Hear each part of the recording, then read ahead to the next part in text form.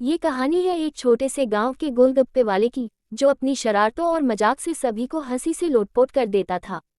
उसका नाम था सुरेश। सुरेश का गोलगप्पा इतना स्वादिष्ट था कि लोग दूर दूर से उसका गोलगप्पा खाने के लिए आते थे।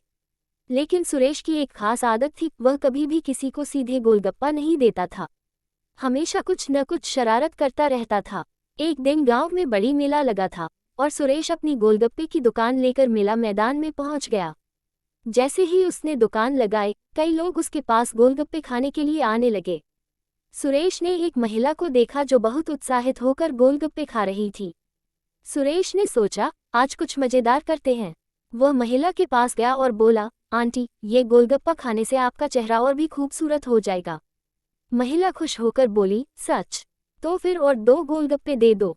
सुरेश ने गोलगप्पे दिए और कहा, अगर आप इसे ऐसे खाएंगी तो चेहरा और भी चमकदार होगा। महिला गोलगप्पे खा रही थी कि सुरेश ने अचानक एक गोलगप्पा पकड़कर उसकी ओर उछाल दिया। महिला ने उसे हाथ से पकड़ने की कोशिश की, लेकिन गोलगप्पा हवा में उड़ते हुए उसके सिर पर गिर गया। अब उसकी हंसी रोकना मुश्किल हो गया। वह महिला भी हंसी से लोटपोट हो गई। सुरेश ने और गोलगप्पे उसकी तरफ फेंकने की कोशिश की, लेकिन हर बार वह गोलगप्पा किसी न किसी के सिर पर जा गिरता। अब मेला में जमा हुए लोग भी इस दृश्य को देख रहे थे। कुछ लोग हंस रहे थे, कुछ लोग हैरान थे कि यह क्या हो रहा है।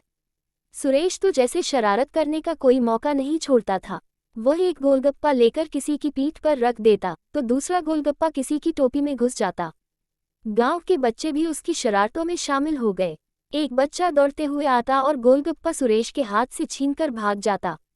सुरेश उसकी तरफ इशारा करता और फिर हंसी से गड़गड़ाता हुआ चिल्लाता, अब तो गोलगप्पा भी भागने लगा। सभी लोग सुरेश की शरारतों में खो गए थे।